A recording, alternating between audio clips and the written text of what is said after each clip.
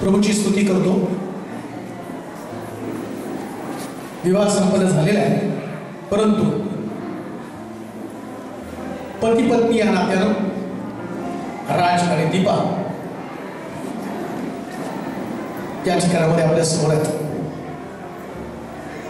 देवाच्या वचनामध्ये काही गोष्टी आम्हाला समजून घेणं फार गरजेचं आहे। सृष्टीच्या निर्मितीमधलं पहिलं नातं, पहिली आज्ञा आणि पहिली भावना, तीन गोष्टी निर्माण केलेली सृष्टी आणि या सृष्टीमध्ये स्थापित केलेला मनुष्य, या मनुष्यासाठी देवानं दिलेली पहिली आज्ञा, पहिली जबाबदारी, पहिलं नातं आणि पहिली भावना, चार गोष्टी। जेव्हा शास्त्र सांगतं सुंदर बाग तयार केली, त्या बागेमध्ये विचारपूर्वक त्यानं मनुष्य तयार केला आणि मनुष्याच्या हातामध्ये बाग दिली आणि या बागेमध्ये स्थापित असलेला मनुष्य, मला असं वाटतं वचन वाच म्हणजे उत्पत्तीचं पुस्तक 2रा अध्याय आणि त्याची 18 पासून, उत्पत्तीचं पुस्तक 2रा अध्याय 18 पासून। मग परमेश्वर देव बोलला, मनुष्य एकटा असावा हे बरे नाही, मनुष्य एकटा असावं हे बरं नाही, तर त्याच्यासाठी अनुरूप सहाय्यक मी करेन। परमेश्वर देवाने सर्व वनपशु आणि आकाशातील सर्व पक्षी हे मातीचे घडविल्यावर आदाम त्यास कोणती नावे देतो हे पहावे म्हणून त्याचकडे ते त्याने नेले। तेव्हा आदामाने प्रत्येक सजीव प्राण्याला जे नाव दिलं तेच त्याचे नाव पडले। आदामाने सर्व ग्राम पशु आकाशातील पक्षी व सर्व वनपशु यास नावे दिली, पण आदामाला कोणी अनुरूप सहाय्यक मिळेल असं लिहिलंय। जेव्हा सगळी सृष्टी एडेन बाग तयार झाली, आवश्यक असणाऱ्या सगळ्या वस्तू ज्या मनुष्याला आवश्यक आहे, झाडं झुडपं, पशु पक्षी प्राणी, सगळ्याची देवानं निर्मिती केली आणि असं लिहिलं, जेव्हा ही निर्मिती पूर्ण झाली तेव्हा देवाच्या डोक्यात आलेला पहिला विचार कोणता? मनुष्यानं एकटं असणं बरं नाही, पहिला विचार केला। मला कधी कधी प्रश्न पडतो, माणसाच्या बाबतीमध्ये देव किती सेन्सिटिव्ह आहे। देवाचे विचार निर्माण केलेल्या मनुष्याच्या बाबतीमध्ये तो किती गंभीरपणे विचार करतो की मनुष्यानं एकटं असणं बरं नाही। का विवाह, त्या विवाहामध्ये आम्ही पाहतो की लोक विवाह म्हटल्यानंतर त्यांना असं वाटतं की कौटुंबिक जबाबदारी संपली। कधी कधी विवाह कार्यालयात करावा, चर्चमध्ये करावा, कुठं करावा, कोणाला बोलवावं, म्हणजे विवाहाची संकल्पना जेव्हा तुम्ही पाहता त्याच्यामध्ये फक्त विवाह किंवा दोघांना एकत्र येणं एवढाच विचार केला जातो। अजून एक गोष्ट मी पाहतो की विवाह म्हणजे मुलीकडच्या लोकांना असं वाटतं की आता आमची जबाबदारी संपली, मुलाकडच्या लोकांना असं वाटतं की आता आमची जबाबदारी संपली, परंतु ती जबाबदारी टाळण्यासाठी किंवा ती जबाबदारी आपली नको कसं काय त्यांना सांगायचं। परंतु देवाची या विवाह संबंधात हा पहिला विवाह झाला होतो, त्या विवाहाची स्थापना होत असताना काय घडलं आणि विवाहामध्ये काय आवश्यक आहे। मला माहिती की आमच्या विवाहामध्ये बैठकीला बसल्यावर त्याच्यामध्ये बघा, पहिली बैठक देवाची झाली. त्या देवाच्या बैठकीमध्ये देव एकच वाक्य बोलला, मनुष्यानं एकटं असावं. पहिली बैठक. आणि ती बैठक कुणावर झाली? पिता, पुत्र आणि पवित्र आत्मा, त्रिगण सगळं. परंतु जेव्हा आमची पहिली बैठक बसली, त्या बैठकीमध्ये काय असतात? मुलीला गादी, 5 भांडे, बिछाना. आता या बैठकीत कुठं 5 भांडे बिछाना होता? या बैठकीचा उद्देश जो होता, तो उद्देश काय? एकटा असणं बरं नाही. म्हणजे काय? आज दीपाचं आणि राजूचं सगळ्यात चांगलं काय झालं? त्यांचा विवाह झाला. ही सगळ्यात चांगली गोष्ट आहे. कोणी घर बांधलं, कुणाला नोकरी लागली, त्यानंतर आम्ही पाहतो कुणाला मुलगा झाला. आम्हाला वाटतं चांगलं. पण बायबल मधली सगळ्यात पहिली चांगली घटना कोणती? तर मनुष्याचं एकटं पण देवाने काढलं आणि त्याला अनुरूपचा सहकार्य दिला. हे सगळ्यात चांगलं. जगामध्ये सगळ्यात चांगली गोष्ट कोणती असेल? सगळ्यात चांगली गोष्ट कोणती असेल तर विवाह, असं शास्त्रात असं लिहिलं त्या ठिकाणामध्ये. देवानं पाहिलं, आकाश निर्माण केलं. पहिला दिवस चांगला, दुसरा दिवस चांगला, तिसरा दिवस चांगला, 6 दिवस देवानं चांगले केले. आणि चांगल्या दिवसानंतर मनुष्य निर्माण केला. आणि त्या माणसाला पाहिल्यावर अजून पण देवाला चांगलं वाटलं नाही. पण जेव्हा देवानं आदामाकडे पाहिल्यावर त्याला त्याचं एकटं पण जाणवलं, तेव्हा म्हणतो मनुष्य एकटा असावं हे बरं नव्हे. आणि बघ, देवानं त्याच्यासाठी अनुरूपचा सहकार्य निर्माण केला. बायकोने निर्माण केली. बायकोने सहकार्य. कारण बायको संबंधानं बऱ्याच प्रकारचे तर्क वितर्क आहे. कोणी म्हणते बायकोला जास्त डोक्यावर घेऊ नये, कोण म्हणतो बायको समोर ताटाचं मांजर होऊ नये. वेगवेगळा तर्क. पण देवानं बायको नाही, देवानं सहकार्य निर्माण केलं. सहकार्य म्हणजे काय? मदतनीस, एकटंपण घालवण्याचं माध्यम. पहिलं नातं निर्माण करत असताना त्या नात्यासंबंधानं शास्त्रामध्ये सांगितलं, या आदामाचं एकटंपण घालवणारी व्यक्ती कोण असेल किंवा व्यक्तित्व कोणतं असेल तर तो म्हणतो अनुरूपशी सहकार्य. विवाह ही अशा प्रकारची गोष्ट आहे की त्याच्यामध्ये मनुष्याचं एकटंपण निघून जातं. आता विचार करा, मी या निर्मितीचा विचार करत असताना बघा, तुम्ही आज सगळे या ठिकाणात पती पत्नी, कोण आई वडील लेकरं सगळे या ठिकाणामध्ये आले. पण सगळ्यांचं लक्ष कुठं लागलं नाही. गडबड करू नका, गप्पा मारू नका, गप्पा नाही मारायची. परंतु सगळ्यांचं लक्ष कुठं माहिती का? हे सगळं जरी झालं असले लग्न करून या ठिकाणामध्ये आले. आणि लग्न करून या ठिकाणामध्ये आल्यावर आता परत एकदा इथं प्रार्थना ठेवायची. तुम्ही डायरेक्ट जेवायला पण जाऊ शकला असता, पण तरी पण प्रार्थना ठेवली. कशासाठी माहिती का? तुम्हाला वाटतं की या विवाहामध्ये कोणीतरी एक मार्गदर्शक असावा, प्रॉपर मार्गदर्शक. आदाम आणि हवाचा प्रॉपर मार्गदर्शक कोण होता? तर त्या दिवशी यहोवा देव. यहोवा देव त्यानं गाईड केलं. यहोवा देवानं त्यांना मार्गदर्शन केलं. जेव्हा माणसं मार्गदर्शन करतात तेव्हा मार्ग चुकतो. अनुरूपचा सहकार्य शास्त्र सांगतं. तो म्हटला मला त्याच्यासाठी अनुरूपचा. आणि ही गोष्ट ध्यानात ठेवा, हा किती धार्मिक असला. आता या आदामाला एदेन बागेमध्ये देव भेटायला येत होता. मग देवाने त्याला कंपनी नव्हती का? तुम्ही लग्न झाल्यावर सगळे देवाला भेटायला येतात. परंतु बायबल सांगतं लग्नाच्या आधी आदामाला देव भेटायला येत होता, तरी सुद्धा त्याला असं वाटलं की तो एकटाच आहे. देव असताना पण एकटा. देव असताना कसं काय त्याला एकटं वाटलं होतं? आणि देवानं सांगितले, देवानं मानवाची भावना प्रगट केली. मानवाची भावना कोणती भावना? तो एकटा आहे.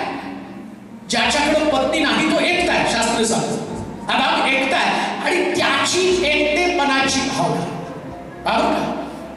या आदामाला देवानं निर्माण केल्यावर असं लिहिलंय, आदाम मातीपासून निर्माण केला. आणि तिथं मला वाटतं ते वाक्य वाचा बरं, 19 वचन. कशापासून निर्माण केले? परमेश्वर देवाने सर्व वनपशु आणि आकाशातील सर्व पक्षी हे मातीचे घडल्यावर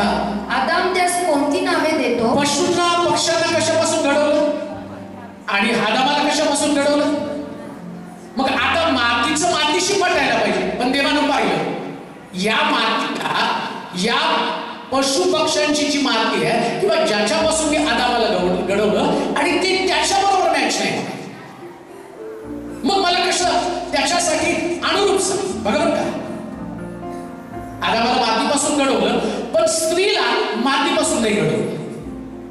पत्नीला घडवताना देवानं मातीचा वापर नाही केला तर आदामाच्या फासळीचा वापर केला. का वापर केला माहिती का? शास्त्र सांगतं आदाम मातीपासून तयार केल्यावर त्याच्याच देहातली एक फासळी, म्हणजे पती पत्नी वेगळा देह नाही, ते एक देह आहेत. एक देह मातीपासून नाही तयार केलं, सेपरेट नाही केलं, त्याला विभक्त नाही केलं, वेगळं नाही केलं, एका देहापासून म्हणजे फासळीपासून तयार केलं. आणि शास्त्र सांगतं त्या दिवशी देवानं त्या आदामाला सांगितलं इथून पुढं ते एक देह होतील. एक देह म्हणजे पत्नीनं राहिलं पाहिजे कुठं तर त्याच्या देहामध्ये. म्हणजे काय हो? मग आम्हाला पाहायला मिळतं देवाच्या वचनामध्ये सांगितलं आपली पत्नी आपलं शरीर समजून तिच्यावरती प्रेम कर. मग म्हटलं पहिली आज्ञा, पहिली भावना, पहिली जबाबदारी, देवाची पहिली निर्मिती, पहिली आज्ञा, पहिली जबाबदारी, पहिल्या भावना देवानं त्या बागेमध्ये निर्माण केल्यानंतर एक पहिली फिलिंग जर त्याच्यामध्ये काय निर्माण केली, जसं राग एक भावना आहे, लोभ एक भावना आहे, वाद एक भावना आहे, या भावना आहेत सगळ्या.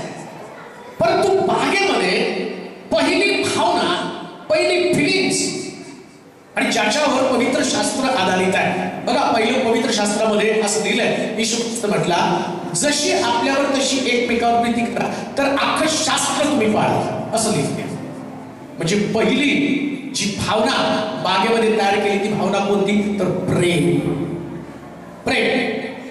आणि हे प्रेम फक्त पती पत्नीमध्येच निर्माण झालं. पहिलं प्रेम देवाचं प्रेम. त्यानं आदामासाठी त्याच्यामधनं एक फासळी काढून ती फासळी, त्या फासळीपासून हवा तयार केली आणि आदामासमोर उभी केली. लक्षात घ्या. म्हणून पत्नी ही जी गोष्ट आहे ती गोष्ट प्रेमाची गोष्ट आहे. पत्नी म्हणजे प्रेम. जेव्हा आदामानं आपल्या फासळीला पाहिलं तेव्हा आतमध्ये ज्या पहिली भावना, पहिली फिलिंग्स निर्माण झाली आणि ते म्हणजे प्रेम निर्माण झालं. आणि देवाला सुद्धा अजून एक गोष्ट म्हणतो असं, पहिलं पती पत्नीला देवानं पाहिल्याबरोबर देवाच्या मनामध्ये सुद्धा पहिली भावना कोणती निर्माण झाली तर प्रेमच. देवाला पण प्रेम निर्माण किंवा जेव्हा देव पती पत्नीला पाहतो, ऐका बरं का, राज आणि दीपा या दोघांना आज प्रभूनं पाहिल्याबरोबर देवाची त्यांच्या बाबतीतली पहिली भावना काय माहिती का तर प्रेम. आणि मला माहिती त्याच्यामध्ये लग्नाच्या पत्रिकेमध्ये सस्नेह निमंत्रण, आग्रहार्थ, प्रेमपूर्वक. आणि मग तुम्ही आला कशासाठी? प्रेम आहे म्हणून. आणि विचार करा, तुम्ही प्रेम आहे म्हणून आला या ठिकाणामध्ये आणि मला माहिती की कोणी रिकामा आलं नाही बरं का. लग्नाला सगळेजण काहीतरी घेऊन येतात, फुकट कसं खायचं नाही प्रश्न तो तुम्ही देता. आता विचार करा, देवाचं पण पहिली भावना या दोघा जोडप्याला पाहिल्यावर प्रेम. मग तुम्ही प्रेमापोटी बक्षीस देता, देव सुद्धा प्रेमापोटी एक बक्षीस देतो. आणि ते बक्षीस कोणतं माहितीये का? त्याला म्हटलं सगळ्यात मोठा आशीर्वाद. कोणता आशीर्वाद? तो पुरुष आपल्या आईबापा सोडून स्त्री जडून राहील. हा देवाचं सगळ्यात मोठं बक्षीस आहे. सगळ्यात मोठं बक्षीस. कोणतं बक्षीस? आता विचार करा, आदामाने हवा निर्माण करत असताना आईबापाचं नातच नाही ना. आईबाप कुठं अस्तित्वात होते? एक तरुण मुलगा, एक तरुण मुलगी त्यानं निर्माण केली, दोघांना एकमेकासमोर आणलं. आणि असं पण शास्त्रामध्ये लिहिलं, या आदामाला निर्माण करून देवानं बरेच दिवस त्याच दिवशी स्त्री निर्माण केली नाही बरं का. आदामाला ते मातीपासून ते पशु पक्षी निर्माण करत होता ना, आदामाला सांगत होता नाव दे. देवाने त्याला काम दिलं. आणि देव असं फार सुंदर लिहिलं तिथं, त्यानं सगळ्याला नावं देण्याचं काम पूर्ण केल्यावर देवाच्या डोक्यात आला आता याला बायको पाहिजे.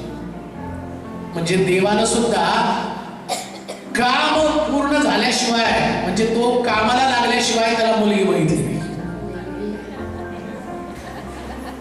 त्याला नाकाचं लिहिले त्यानं नाव देण्याचं असं बरं. परमेश्वर देवाने सर्व वनपशु आणि आकाशातील सर्व पक्षी हे मातीचे घडल्यावर आदाम त्यास कोणती नावे देतो हे पहावे म्हणून त्याचकडे ते त्याने नेले. तेव्हा आदामाने प्रत्येक सजीव प्राण्याला जे नाव दिले तेच त्याचे नाव पडले. आदामाने सर्व ग्राम पशु आकाशातील पक्षी व सर्व वनपशु यास नावे दिली. पण आदामाला कोणी अनुरूप म्हणजे नाव देण्याचं काम. पण आई वडील पण या ठिकाणामध्ये आहेत ना. बऱ्याच आई वडिलांच्या डोक्यामध्ये काय असतं माहिती का, मुलगा काही काम धंदा करत नाही, लग्न झाल्यावर काम करेल म्हणून त्याचं लग्न लावून टाकतं. अजून काही आई वडिलांच्या डोक्यामध्ये काय असतं माहिती का, दारू पितो लग्नानंतर सुधरेल. तसं नसतंय. बायबलमध्ये काय म्हटलं, त्याचं काम पूर्ण झालं, जे काम प्रभूनं त्याला सोपवलं नाव दे. अजून एक मुद्दा तुम्हाला जाता जाता दीपा आणि राज, त्याला काय माझं समजते का नाही माहिती मला, पण समजावून सांगलं सगळं प्रॉब्लेम तोच. असं लिहिलंय, जोपर्यंत फासळी किंवा हवा येत नाही तोपर्यंत आदाम फक्त नाव ठेवत होता. फासळ येत नाही तोपर्यंत काय करत होता. मुलाचं तसंच असतं, जसं वयात येईल ना तसं आईनं केलेल्या सगळ्या जेवणाला नावं ठेवतो. आज मीठ कमी आहे, जास्त जळाली भाकर, मग आईने ओळखायचं, त्यानं नावं ठेवायला लागला म्हणजे याच्यासाठी फासळी बघायला पाहिजे. फासळी बघायला पाहिजे, त्यानं नावं ठेवण्याचं काम पूर्ण केलं. अजून एक गोष्ट मला सांग, जेव्हा परिवार म्हणून एकत्र येतात, कुटुंब म्हणून एकत्र येतात, तेव्हा आदाम हवा त्याच्या जीवनामध्ये आल्यावर तो नावं ठेवण्याचं काम त्यानं बंद केलं. त्याच्या पुढं त्यानं कोणालाच नावं नाही ठेवली. दीपा आणि राज, तुमच्या दोघांना मी सांगतो, आज परिवार म्हणून तुम्ही समाजासमोर आलेला आहे, एक कुटुंब म्हणून. कुटुंब म्हणून नुसतं तुमची जबाबदारी की नाही की चला राज म्हणेल आता दीपा माझी सर्वांगिनी, माझी अर्धांगिनी आहे आणि माझ्या बरोबरची माझी ती पत्नी आहे आणि तिला आवश्यक असणाऱ्या गोष्टी कोणत्या, मग अन्न वस्त्र निवारा, चांगलं घर, चांगले कपडे. क्रिसमसला पहिला क्रिसमस तिचा जोरात असेल, पहिल्या क्रिसमसला बायको नवीन असल्या कारणानं सगळं चांगलं चांगलं असतं. जसं क्रिसमस जुना होतो तसं सगळं जुनं होतं. पहिली साडी मला माहित नाही, आता परत बदलून आली वाटतं, ते भारी लागलं. आता तू आता तासाला बदलशील, तुझं लग्न नवीन तासाला का, तर नवऱ्याचं त्याला असं वाटतं की माझ्या जीवनात एक खूप काहीतरी भारी आहे. परंतु जेव्हा ही अनुरूपशी सहकार नाही ना, आतमध्ये ज्या फिलिंग्स आहेत त्या फिलिंग्स चेंज व्हायला सुरुवात, आतमधल्या भावना चेंज व्हायला सुरुवात. हा पूर्वी नावं ठेवत होता, परंतु जशी हवा जीवनामध्ये आली ना, तो नावं ठेवण्याचं काम बंद केलं आणि हवेची तारीफ करायचं काम त्याने सुरू केलं. हवेचं कौतुक करायला लागलं. विवाहामध्ये सगळ्यात मोठी ताकद कोणती माहिती का, इथून पुढं राजला जगामध्ये नावं ठेवण्यासारखं काही चांगलं वाईट दिसणार नाही. का तर बायबल सांगतं मनुष्य एकटा असावं हे बरं नव्हे. म्हणजे सगळ्यात उत्तम गोष्ट काय तर पत्नी हे चांगलं असणारा जीवन तुझ्यामध्ये आलं, पत्नी तुला मिळालेली आहे आणि इथून पुढं या पत्नीमुळे तुझ्या जीवनाला एक सौंदर्य प्राप्त झालं आहे. हे बरं होण्याचं माध्यम आहे. पती पत्नीचं नातं तेच आहे. पती पत्नीचं नातं हे जीवनामध्ये सगळ्या बऱ्या गोष्टी शेअर करण्याचं नातं आहे. चांगल्या गोष्टी शेअर करा एकमेकाबरोबर, बिलकुल राहा. देवानं दिलेला आशीर्वाद एकटा असावं हे बरं नव्हतं म्हणून कधीच एकटं राहू नका. जेव्हा हवा या असणाऱ्या शब्दाकडे तिने दुर्लक्ष केलं, मनुष्य एकटा असावं हे बरं, परंतु हवेनं देवानं जे उत्तम, जे चांगलं, जे बेस्ट आहे आणि ते बेस्ट म्हणजे पत्नीच्या रूपाने दिलं. आणि आता शास्त्र काय सांगतो माहिती का, चांगलं जीवनामध्ये आल्यावर जे अमंगळ नावं ठेवण्याचं काम तो करतो का, तर तुमचं एक कौटुंबिक जीवन जर चांगलं बनायला पाहिजे ना, तर हा शब्द तुमच्या डिक्शनरीतनं काढून टाका. कोणता? नावं ठेवणं. नावं ठेवणं ही जी भावना आहे ना, याच्यामुळं तुमच्या परिवारातलं प्रेम. आता का मी तुम्हाला सांगतो माहिती का, सुरुवातीला काही पण बायकोनं केलं आणि काही पण नवऱ्याने केलं तर दोघांना पण एकदम तू खूप सुंदर केलं बरं काच, का तर त्याला बायको पाहिजे ते मिळालेली असते. आणि मग ते तिच्या सुरुवातीच्या जेवणामध्ये मीठ नसतं, मग कधी कधी मिरची जास्त असते, पण त्याला विचार कसं तो खूप सुंदर. नंतर ती सुगरण बनते, सगळं करतो, तो 10 ठिकाणचं खाऊन येतो. आणि मग तिला विचार कसं काय, तिच्या हाताची सर बोलते. म्हणजे नावं ठेवून आलं का नाही, पण पती पत्नी मधलं प्रेम वाढायला पाहिजे तर प्रत्येक वेळेस नावं ठेवणं बाहेर टाका आणि प्रत्येक गोष्टीचं कौतुक किंवा ऍप्रिसिएशन करा. मला असं वाटतं तुमचा परिवार देवाला दिलेला आशीर्वाद कोणता, पुरुष आपल्या आई बाबा सोडून आपल्या स्त्रीचं जडून राहे. हा मोठा आशीर्वाद. जडून राहा. कसं जडून राहणार, कोणती भावना आहे, काय केलं ना तुम्ही जडून राहा.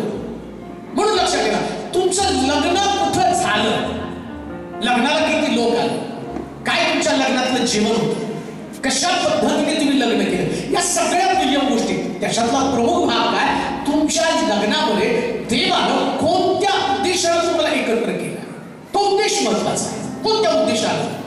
सृष्टी निर्माण करताना या सृष्टीवरती आदामानं प्रभुत्व करावं हा देवाचा हेतू होता. हवा निर्माण करताना देवाचा हेतू काय होता, पुरुषानं आपल्या आईबापासोबत आपल्या स्त्रीस जडून राहावं. आईबाप नव्हते पण तरी देवानं ते नातं तिथं प्रस्थापित करून सांगितलं, इथून पुढं तुम्हाला एकमेकापासून विभक्त होता कामा नये, अलिप्त होता कामा नये. वाचा ते वचन पुन्हा एकदा.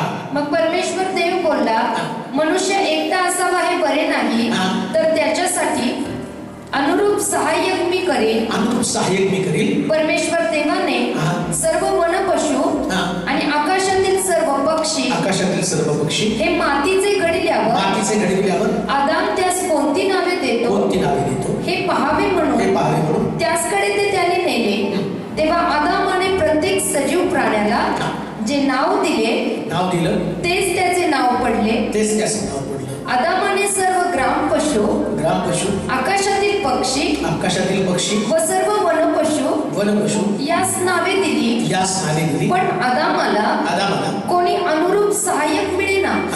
मग परमेश्वर देवाने आदामाला गाढ निद्रा आणली आणि तो झोपला तेव्हा त्याने त्याची एक फासळी काढून घेतली. तिची जागा माणसाने भरून आली.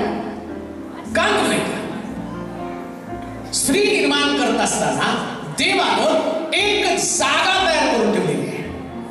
प्रत्येक पुरुषाच्या जीवनामध्ये स्त्री ही तिची जागा आहे, बायको ही त्याची जागा आहे. तुम्ही घर बांधताना जशी जागा घेता ना, ती जागा एवढी महत्वाची नाही जेवढी पत्नीच्या रूपाने एका पुरुषाला देवानं एक स्त्री दिली, तर त्या स्त्रीला त्यानं एक जागा दिली. आणि ती जागा कोणती माहिती का? तो म्हणतो फासळी, जिथून फासळी काढली ती जागा. पत्नीचा दर्जा, पत्नीची जागा जर कुठं असेल तर पुरुषा संबंधानं म्हटलं की तुला तिची जागा द्यावी लागेल. राजला या ठिकाणामध्ये दीपाला जागा द्यावी लागली. राजला एक कोपरा नको, कुठली तरी खोली नको. आम्हाला माहिती पूर्वी असं करते की त्या मुलीला घरात आणल्यानंतर तिच्या तोंडावरती घुंगट घालला आणि तिला बाहेर जाऊ नको, पुष्कळ मर्यादा. ती जागा नाही तिची जागा कुठे आहे? जसं शरीर बरोबर जाताना फासळी बरोबर जाते, तसं पुरुष बरोबर जाताना, राज बरोबर जाताना त्याच्याबरोबर दीपा गेली पाहिजे. ही त्याची जागा आहे. ही जागा आहे पुरुषाला बिलकुल राहणं. म्हणून त्याला म्हटलं फासळी काढताना काय उद्देश होता, त्या फासळीच्या जागी हवेला बसवा. म्हणजे आदाम एकटा नाही जात, त्याच्याबरोबर फासळी गेली पाहिजे, त्याच्याबरोबर दीपाबरोबर राज गेला पाहिजे. दीपा आणि राज जर एकत्र चालतील ना, तर त्याचा परिणाम काय होणार?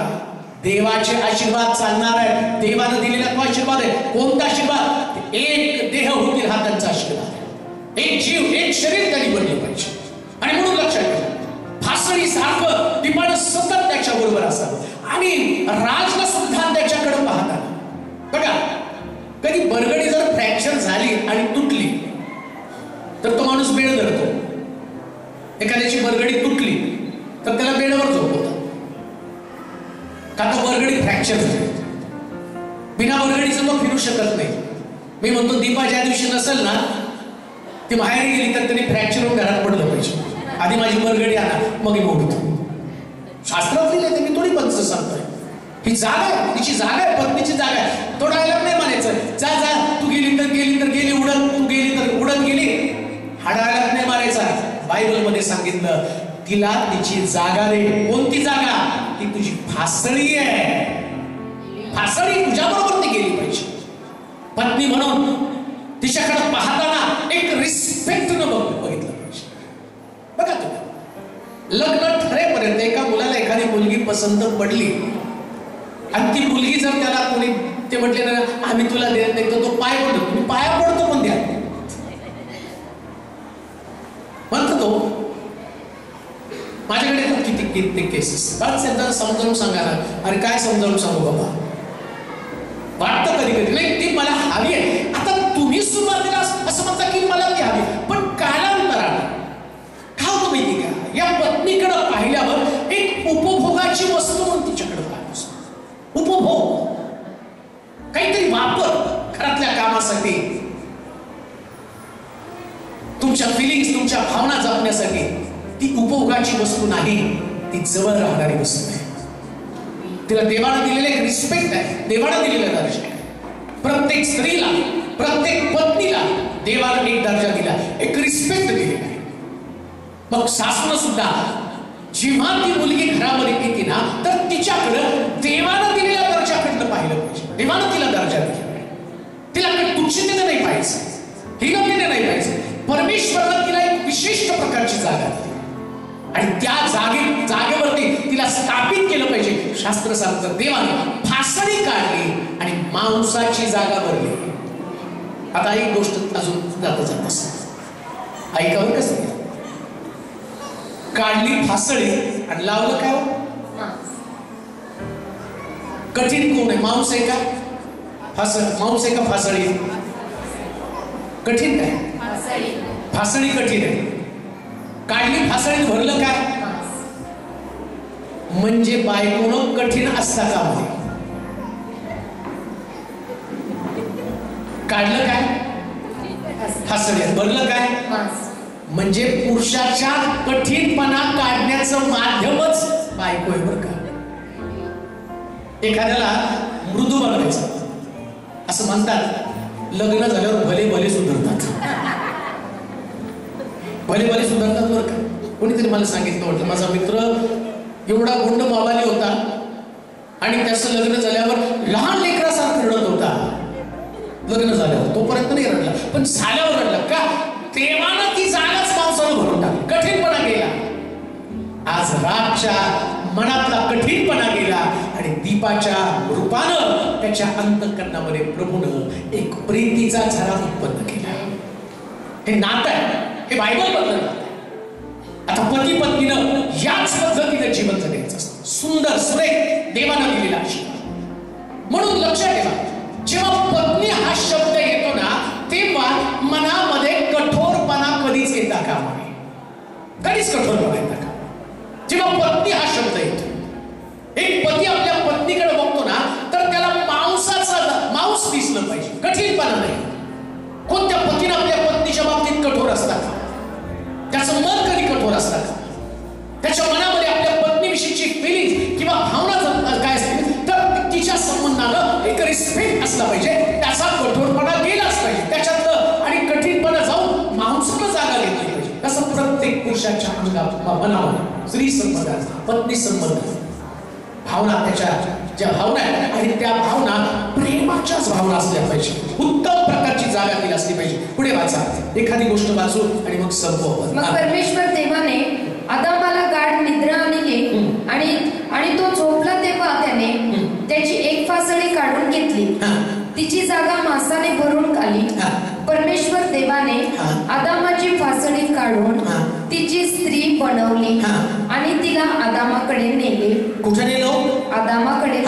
तेव्हा आदाम म्हणाला, आता ही मात्र माझ्या हाडातले हाड व मांसातले मांस आहे. हिला नारी म्हणावे, कारण ही नरापासून बनवली आहे. कोण बोललो सगळं हे? आता आम्ही लग्न लावताना मला जर मी त्यांचं दोघांचं लग्न लावायला सांगितलं असतं, मी बाकीचं काय करत बसलो नसतो की तो बिचारा राज बसला असता. दीपा ते पांढरा गाऊन तिच्या मागं दोघे चौघे फुलं टाकत मी वाढवत बसलो असतो. गाणं येत नाही, गाणं गायला असतं, बसले असते, काढलं असतं, घ्या म्हणलं असतं शब्द. देवानं काहीच केलं नाही बरं का. फासळी काढली, आदामाची फासळी काढली, हवा बोलवली त्याच्यासमोर आणि तिथून पुढचा सगळा प्रोग्राम आदामानेच केला. सगळा प्रोग्राम आदामाचा. आता बघा, तुम्ही शब्द घ्या, तुम्ही काय बोलायचं ते मला, पण तुमच्याकडनं एकमेकाला बिलकुल ढाण जाऊ नये. पण जी बात तुमच्यातल्या भावना बाहेर येतात, आदामाला हवेला पाहिल्यावर त्याच्या फिलिंग्स बाहेर आल्या आणि तो काय म्हणतो, हिला नारी म्हणावं का, तर ही नरापासून तयार झाली. त्यानं तिला नाव दिलं. काय नाव दिलं? तो म्हटला, आजपासून हिला नारी म्हणावं कारण ही नरापासून म्हणजे माझ्यापासून तयार झाली. दुसऱ्या भाषेमध्ये पत्नी संबंधाने त्याच्या मनामध्ये पहिली भावना काय होती, ही माझी आहे. राजला आज दीपाकडे पाहिल्यावर पहिली भावना, लक्षात ठेवा, चर्च मधल्या शब्दा, कोर्टातल्या शब्दा या तुम्हाला फिलिंग्स निर्माण करत नाही. फिलिंग्स निर्माण करण्यासाठी सर्वसमर्थ देव त्यानंच गाढ निद्रा देऊन एक योग्य प्रकारची सहकार्य तुमच्या समोर केली पाहिजे. तेव्हा त्या फिलिंग्स येतात, तेव्हा त्या भावना येतात. आणि या भावनेचं महत्व काय माहिती का? जेव्हा आदाम त्या स्त्रीकडे पाहतो, आदामानं त्या स्त्रीकडे पाहिलं आणि तो काय कसं राहिलं देवाचं बरं. आदाम म्हणाला, आता ही मात्र माझ्या हाडातले हाड मांसातले मांस आहे. मांसातलं मांस आहे. ही मात्र माझ्या. कोणता शब्द वापरला? राजनं इकडं दीपाच्या बाबतीमध्ये काय म्हटलं पाहिजे? दीपा कोण आहे? म्हणजे त्याची. त्यानं म्हटलं पाहिजे दीपा माझी. दुसऱ्या भाषेमध्ये सगळा हक्क दीपानं राजला आजपासून असती. या काय परिवाराचं नाव? शहाची नाही आजपासून. म्हणजे जेव्हा त्यांचं लग्न झालं. आता मला असं संदेश द्यायला की मला असं वाटतं आत्ताच लग्न चाललंय. जेव्हा त्यांनी चर्च मध्ये गेले, शब्द दिले, आता दीपा आमची नाही, शिलोची पण ती नाही. आमचा हक्क संपला तिच्या. आम्ही तिला असं नाही म्हणणार, आम्ही असं नाही शिकवणार, बाई इकडे गेली तर चर्चला इकडे. आता आमचा हक्क नाही.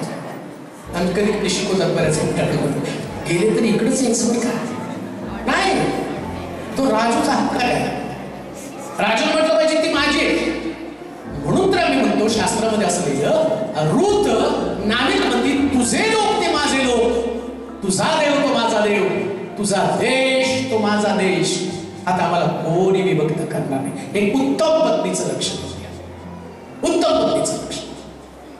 म्हणून दीपावरती राजूचा हक्क काय म्हटलं पाहिजे, ती माझी. आणि दीपाची भावना काय असली पाहिजे? दीपाला पण म्हटलं पाहिजे की मला पण आता कोण नाही. लक्षात ठेवा, मला देवाचं खरंच कौतुक करूसं वाटतं. देवाने पहिले आई वडील निर्माण केलेच नाही. पहिल्यांदा नर आणि नारी निर्माण केले नाही. तर विचार करा, सगळं सिच्युएशन, दृश्य आठवा तुम्ही. किती त्या बागेत रडारडी चालली असती, नांदायला चालली म्हणतात, लेक चालली सासरला, किती रडारडी चालली असती, बाई असं राहत असतात. देवानं ठरवलं पहिले नर आणि नारी निर्माण करायची. आणि नर आणि नारी निर्माण केल्यावर मी यांच्या कानामध्ये एक गोष्ट सांगणार आहे, पुरुष आपल्या आई बापा सोडून स्त्री जडून राहील. अगोदर सांगितलं, मग म्हटले तुम्ही आई बाप. आधी सांगितलं, आधी निर्माण केलं, पती आणि पत्नी निर्माण केलं, आणि पुढं जे नातं निर्माण होतं तो तर तुम्ही आता आई वडील होणार आहे. आदामाला आई होत नव्हती, हवेला आई नव्हती, पण आदाम आणि हवा कोणाचे तरी आई बाप होणार होते आणि त्यांच्या घरामध्ये पत्नी नव्हती. त्यावेळेस काय सांगत आहे,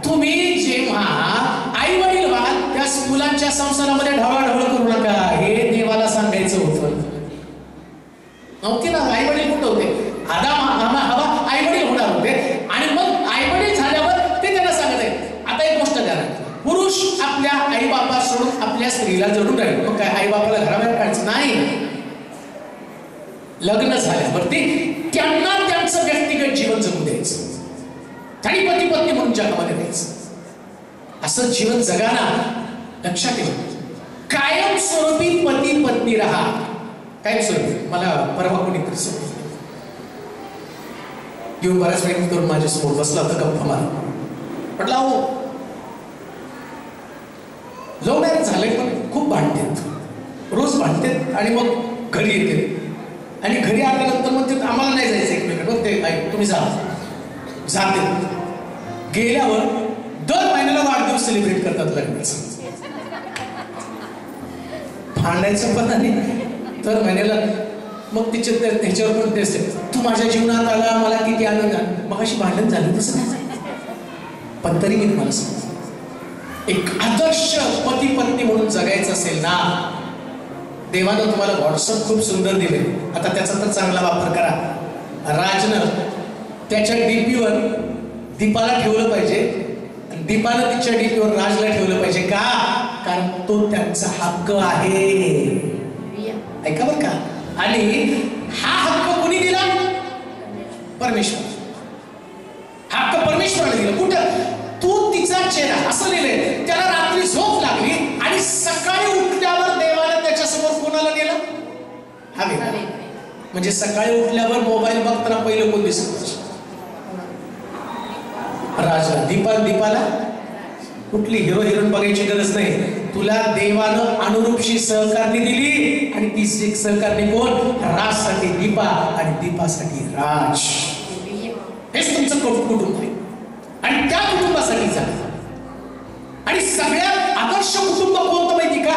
मी तर असं म्हणेल, ज्या पती पत्नी मधलं रिलेशन हे लोकांसमोर ते जातात आणि प्रगट करतात. ते लोकांना सांगतात, हा माझा पती, किंवा तो सांगेल ही माझी पत्नी. हा तुमच्यासाठी सगळ्यात सन्मानाची गोष्ट आहे. एक पती पत्नीचं नातं जे प्रभूनं तुम्हाला दिले, जे तुम्हाला दर्जा दिलेला आहे, जे उत्तम स्थान तुम्हाला दिलेलं आहे. आणि म्हणून शास्त्र सांगतं त्याला त्या ठिकाणामध्ये म्हटलं, हा माझ्या हाडात. शेवटची गोष्ट वाचू. पुढे आदाम म्हणाला, आता ही मात्र माझ्या हाडातले हाड व मांसातले मांस आहे, हिला नारी म्हणावे. नारी म्हणावे कारण ही नरापासून बनलेली आहे. यास्त पुरुष आपल्या आईबाबा सोडून आपल्या स्त्रीशी जडून राहील. आता अजून एक मुद्दा. मी म्हटलं ना, पहिली भावना, पहिलं नातं, पहिली जबाबदारी कोणती देवाने त्या ठिकाणामध्ये निर्माण केली? जडून राहणं. जडून राहणं. जडून राहणं म्हणजे नेमकं काय? जशी फासळी शरीराला पकडून आहे, तसं त्यांनी विचारानं, शरीरानं, सर्व गोष्टीनं एकमेकाला पकडून ठेवलं पाहिजे. जखडून राहा. ही जबाबदारी प्रभूने दिली. कोणती? जखडून राहणं. शरीराला एकनिष्ठ राहणं. एकनिष्ठ राहा. दोघं एकमेकाला एकनिष्ठ राहा. हाड कसं शरीरापासून विभक्त होत नाही, तसं त्या ठिकाणामध्ये आम्ही पाहतो की शरीराला हाडानं पकडलं, तसं त्या दोघांनी एकमेकाला पकडलं पाहिजे. आणि जबाबदारी कोणती माहिती का? पुरुष आपल्या आई बाबा सोडून आपल्या स्त्रीला जडून राहील. जडून राहील म्हणजे काय माहिती का? एक रिस्पॉन्सिबिलिटी, जबाबदारी त्याने घेतली. जेव्हा पुरुष पत्नीची जबाबदारी पूर्ण पाडू शकत नाही, तेव्हा ते कुटुंब कधीच टिकू शकत नाही. एक जबाबदार असणारं कुटुंब तयार नाही. एकमेकाच्या जवळ, एकमेकाला बिलगून राहा, एकमेकाला समजून घ्या. तेव्हा त्याला समजून राहण्याविषयी सांगितलेले. आणि आम्ही पाहतो की एदेन बागेमधनं बाहेर पडण्याचं कारण काय? स्त्री जडून राहिली नाही. पाहतो की ती बागेमध्ये असणाऱ्या त्या लुसिफरकडे गेली आणि लुसिफरनं तिचं मन भुलवलं. आणि मग आम्ही पाहतो एदेन बागेतनं ते बाहेर गेले. लक्षात घ्या, इतकं एकमेकाला जपडून राहा की तुमच्यामध्ये सैतानानं कधीच शिरता कामा नये. त्याला कधीच वावरू नका, कधीच त्यांच्या त्याने. आणि तिसऱ्या व्यक्तीने अजून एक जाता तुम्हाला सांगतो, तेव्हा त्या ठिकाणामध्ये एक दरार त्यांच्यामध्ये प्रस्थापित केली. तो म्हटला, आई वडील सुद्धा तुमच्यामध्ये नसतात. आई वडील सुद्धा, आई वडील तर सोडून द्यावं. हागेनं सारेनं जेव्हा देवाला एकदा अब्राम देवाकडे गेला, देवाला सांगायला लागला की त्या इश्माईलला सारेने सांगितलं की याला हाकलून द्या. आणि हाकलून द्या म्हटल्यानंतर त्या अब्रामाचं तोंड उतरलं. देवाने त्याला पाहिलं आणि देव त्याला काय सांगतो माहिती का? सारा जे सांगतो ते तू कर. म्हणजे देव नाही म्हटलं ठीक आहे मी आता सारेला समजावून सांगतो, तू काळजी करू नको, सारेचं मन. आणि बरेच लोक साहेब बायको भांडती जरा, अरे देव समजावून सांगत नाही, मी काय सांगतो तेच म्हटलं तुमचं तुम्ही बघून घ्या. तर सारा बघा, राजूला माझी भाषा समजत नाही आणि दीपाने सांगितलेलं त्याला वाटलं खोटं सांगितलं, काय बाळकाने सांगितलं, पण असं लिहिलंय तिथं पती पत्नीच्या भांडणामध्ये देव पण पडत नाही, कुणीच पडायचं नाही, कोणीच नाही पडायचं. ते पती पत्नी त्यांचं त्यांना करू द्या. आणि बघा तुम्ही त्यांना किती पण भांडायला लागले, तुम्ही त्यांच्यामध्ये पडलं की तुम्ही विलन मारता. ते परत संध्याकाळी गोड केले पिझ्झा खायला, खाऊन आले बर्गर पिझ्झा, केक बीक खाऊन तुम्हाला दाखवलं, पण आम्ही सगळं खाऊन आलो. म्हणून देव सुद्धा त्यांच्यामध्ये पडत नाही. शहाण्या माणसाने त्यांच्यात कधी पडू नये. देवाने तिथं सांगितलं इथून पुढं तुम्ही दोघं एक देह व्हाल. अहो ही गोष्ट पुष्कळ लोकांच्या लक्षातच नाही. ते बळच त्यांच्यामध्ये उडी मारतात. कोणा पती पत्नीच्या भांडणामध्ये उडी मारू नका. देव सुद्धा अलिप्त राहतो. आणि तुम्ही काय, आणि माझ्या मी इतका हुशार आहे ना, कोणी माझ्याकडे आलं त्याने म्हटलं पाच बायको ऐकत नाही, प्रार्थना करू आपण. मला माहिती हे मी काय बोललेलं, बाळकाने पण तुला ओळखलं, बाळकाने पण तुला ओळखलं, सांगितलं ते भांडकोर आहे तुझी बायको म्हणून. मग माझा डायलॉग कसं माहिती का, काही नाही ब्रदर प्रार्थना करू. देवाला सुद्धा जबाबदारी ढकलली, मी पण जबाबदारी ढकलणार. सांगण्याचं तात्पर्य हे नातं इतकं सुंदर आहे ना, याच्यामध्ये तुम्हाला तुमच्या जीवनाची ऍडजस्टमेंट करावी लागेल. आणि जेव्हा तुम्ही ऍडजस्टमेंट करून जीवन जगाल, एडेन बागेतला आनंद तुमच्या कुटुंबातला आनंद असेल आणि तुमचं कुटुंब आनंदानं परिपूर्ण असेल. जाता जाता एकच गोष्ट सांगतो, तुम्ही एकमेकाच्या जीवनासाठी जबाबदार व्यक्ती आहात. राज आणि दीपा या दोघांना प्रभूने यासाठी एकत्र आणलं की त्यांनी दोघांच्या जबाबदाऱ्या घेऊन लोकांसमोर एक इतकं सुंदर आदर्श कुटुंब सादर करावं की ते कुटुंब पाहिल्यावर लोकांनी म्हणावं धन्य तुमचा देव ज्याने तुम्हाला एक केलेला आहे. प्रार्थना करू आपण. सामर्थ्यशाली देवा, पुन्हा एकदा मनापासून तुझी स्तुती करतो. दोन परिवार तू एकत्र आणले. आम्ही परिवाराचा विचार करत नाही, परंतु दोन मन, दोन नाती तू एकत्र आणली. आणि पहिलं नातं पती पत्नीचं जे एडेन बागेमध्ये तू स्थापित केलं, असं दीपा आणि राज हे दोघं पती पत्नी म्हणून या ठिकाणामध्ये एकत्र आले. त्यांनी गत दिवसामध्ये ज्या पद्धतीने तुझ्या समोर एकमेकाला शब्द दिली आणि आज ते तुझ्या समोर हसबंड वाईफ, नवरा बायको म्हणून या ठिकाणी आम्हाला या गोष्टीचा आनंद आहे की पहिलं नातं जे बागेमध्ये, पहिली भावना प्रेमाची, पहिली जबाबदारी पुरुष आपल्या आई बापा सोडून आपल्या स्त्री जडून राहील. दोघांना एकमेकाला जोडून राहण्यासाठी कृपा प्रभूजी. आजपर्यंत ते आई, तिचा मुलगा, आई, तिची मुलगी, परंतु ही नाती लग्नानंतर एक वेगळ्या दिशेने गेली. आता ते पती पत्नी आहेत आणि पती पत्नी किती सुंदर आणि आदर्श अशा प्रकारचा आशीर्वाद आहे. तो आशीर्वाद त्यांच्या जीवनामध्ये त्यांना पाठव.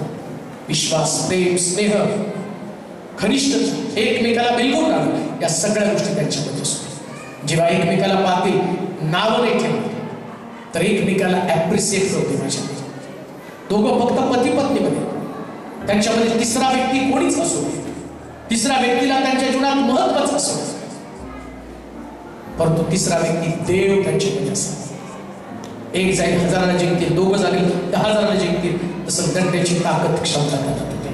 धन्यवाद देतो, तुझी स्तुती करत, तुला गौरव देत येशूच्या नावावरती प्रार्थना निवड केली म्हणतो एक आमेन. आता देवबापाची प्रीती, प्रभू येशू ख्रिस्ताची कृपा, पवित्र आत्म्याची सहभागिता तुम्हा सर्वांबरोबर, विशेष दीपा आणि राज त्यांचा परिवार यांच्याबरोबर आता आणि सदा